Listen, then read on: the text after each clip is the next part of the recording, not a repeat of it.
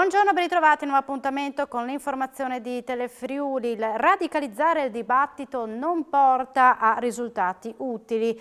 La politica deve assumersi il ruolo di rinnovare ogni giorno la fiducia nella scienza. Così il sottosegretario della Salute Andrea Costa oggi in Regione. Sul Green Pass dice ha accelerato la campagna di vaccinazione e evitato rallentamenti nel percorso verso il ritorno alla normalità.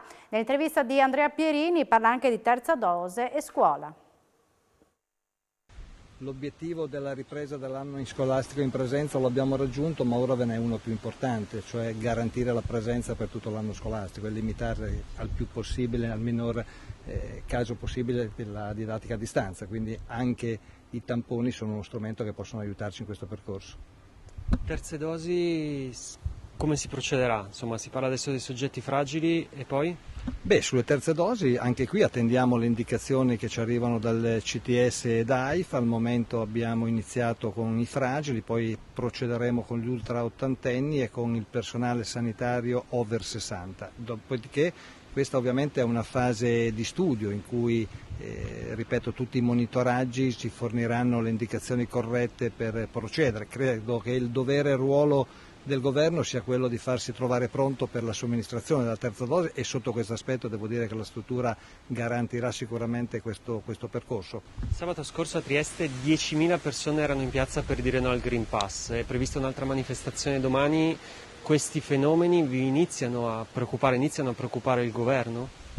Io credo che dobbiamo ogni giorno veicolare messaggi rassicuranti. Io sono convinto che la gran parte dei cittadini che ad oggi non si sono vaccinati non sono ascrivibili ai Novax, nei confronti dei quali evidentemente ogni evidenza scientifica risulta essere inutile, ma sono cittadini che magari hanno delle legittime preoccupazioni e dobbiamo rassicurarli, dobbiamo rinnovare ogni giorno piena fiducia nella scienza, anche perché se il nostro Paese sta uscendo dalla pandemia è perché la scienza ci ha messo a disposizione i vaccini e credo che la politica si debba assumere la responsabilità di questo ruolo. Non credo che radicalizzare il dibattito e lo scontro tra vaccini obbligatori e vaccini non obbligatori possa portare a risultati positivi. Per quanto riguarda il Green Pass, io credo che sia stato uno strumento utile per accelerare nella campagna di vaccinazione che certamente ha raggiunto risultati importanti, sia stato anche uno strumento utile che ci ha permesso di non tornare indietro dal percorso di ritorno graduale alla normalità del nostro Paese e mi pare che tutto sommato i dati sono a nostro favore, sia per quanto riguarda la ripresa economica sia per quanto riguarda il quadro epidemiologico.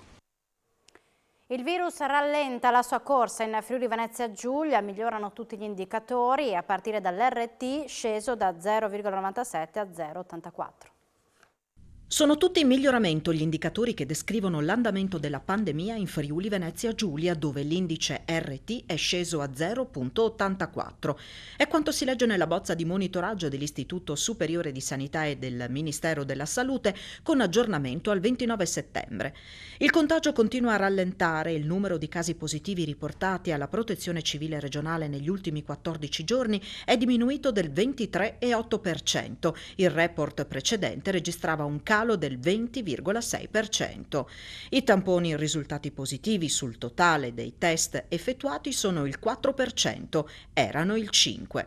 L'indice RT, come detto, è sceso da 0,97 della settimana precedente a 0,84. Si allenta anche la pressione sugli ospedali. I posti letto Covid occupati in terapia intensiva sono il 4%, 3 punti in meno rispetto alla scorsa settimana. Quelli nelle aree mediche sono il 3%, erano il 4%. Per quanto riguarda i focolai Covid, quelli attivi sono 349 contro i 393 del report precedente. I nuovi focolai sono 101 rispetto ai 138 della settimana scorsa.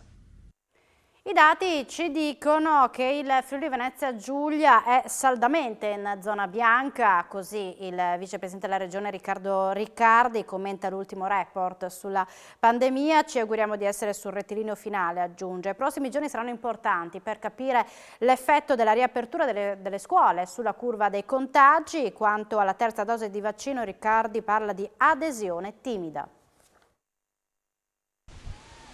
Assessore, buone notizie, dalle indicazioni del governo sta calando il contagio in Friuli Venezia Giulia. I dati ci danno una riduzione, è confermato nel report, siamo saldamente in zona bianca, il rapporto tra il contagio e la tenuta ospedaliera migliora, quindi tutti ci auguriamo di essere verso il rettilineo finale. Poi non so quanto sarà lungo questo rettilineo, perché molto dipenderà anche dalla prosecuzione della campagna vaccinale.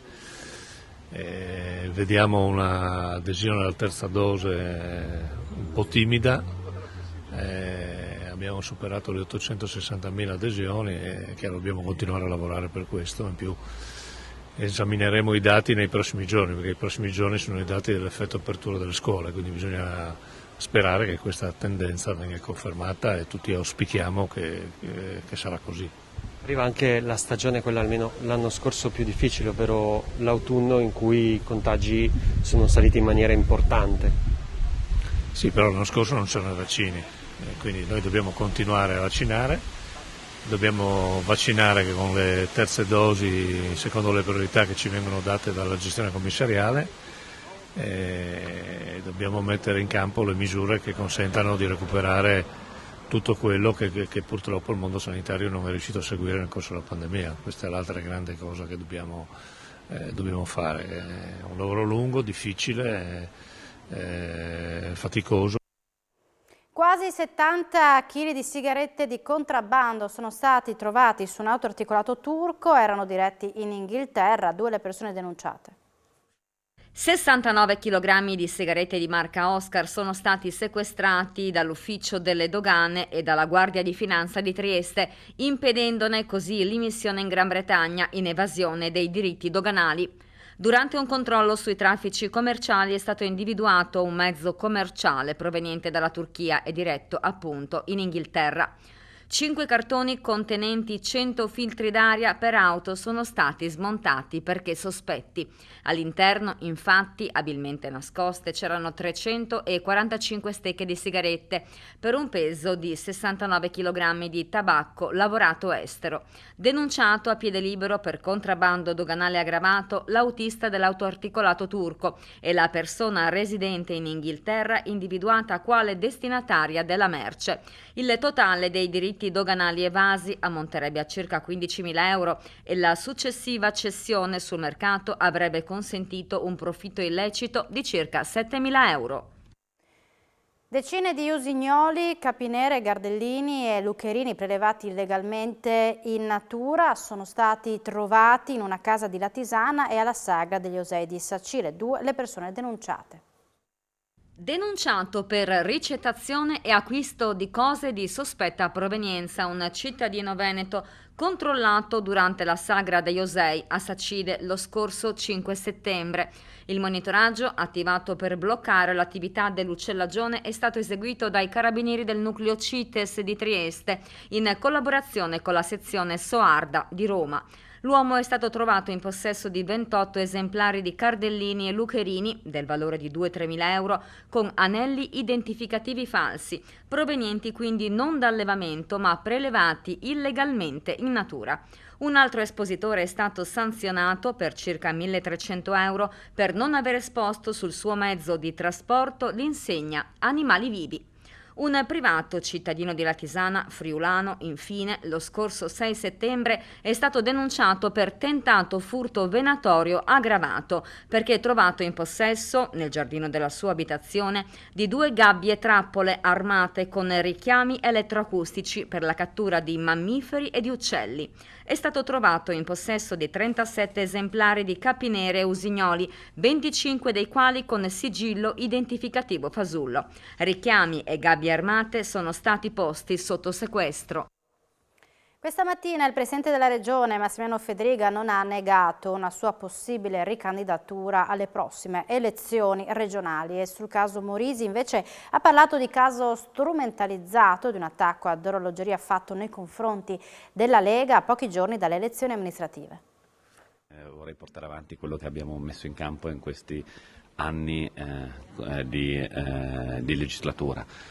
Dopo sta sempre il consenso dei cittadini e quindi i cittadini decideranno e valuteranno quello che abbiamo fatto. Io spero che il cambio di marcia che abbiamo dato alla Regione sia evidente a tutti perché abbiamo veramente fatto delle scelte decise e anche cambiato, devo dire, penso nella sanità in modo netto il passo, malgrado la pandemia che per esempio questo mondo ha vissuto, il mondo della sanità, per 1 anno e mezzo. Il caso invece che sta scuotendo in queste ore la Lega, in particolare quello di Morisi. Non capisco, devo dire, cosa possa centrare dal punto di vista politico con la Lega i fatti personali di chi seguiva la comunicazione social della Lega. Personalmente, devo dire, a livello umano manifesto il mio dispiacere, penso che sia di fronte a una spettacolarizzazione di alcune difficoltà in mano e degli errori, non c'è dubbio, che però nulla hanno a che fare con la parte politica e devo dire utilizzare così strumentalmente. Fosse stato chi seguiva in modo secondo me molto professionale i social della Lega, vicende personali che addirittura la stessa procura che indaga dice che non si ravvisano allo stato attuale dei reati, mi sembra veramente che sia, ma non per il caso Morisi in generale, uno svilimento totale del dibattito politico in Italia. La Lega sta portando avanti le battaglie, penso al non aumento delle tasse, alla non revisione degli estimi catastali, alla questione della legge Fornero, e qui c'è il dibattito nazionale che viene incentrato. È chiaro che a 1 settimana dal voto non serve uno statista per capire che siamo di fronte a un attacco feroce verso la Lega e dove vengono purtroppo, devo dire, utilizzati la vita delle persone e anche gli errori delle persone, che non c'è dubbio che ci siano, ma sono errori personali e mi auguro che da questi errori, ribadisco personalmente, le persone possano riprendersi. Il telegiornale termina qui, ma tornerà in diretta alle 16:30. Grazie per l'attenzione. Subito dopo la pubblicità, appuntamento con a voi La Linea. Buona giornata.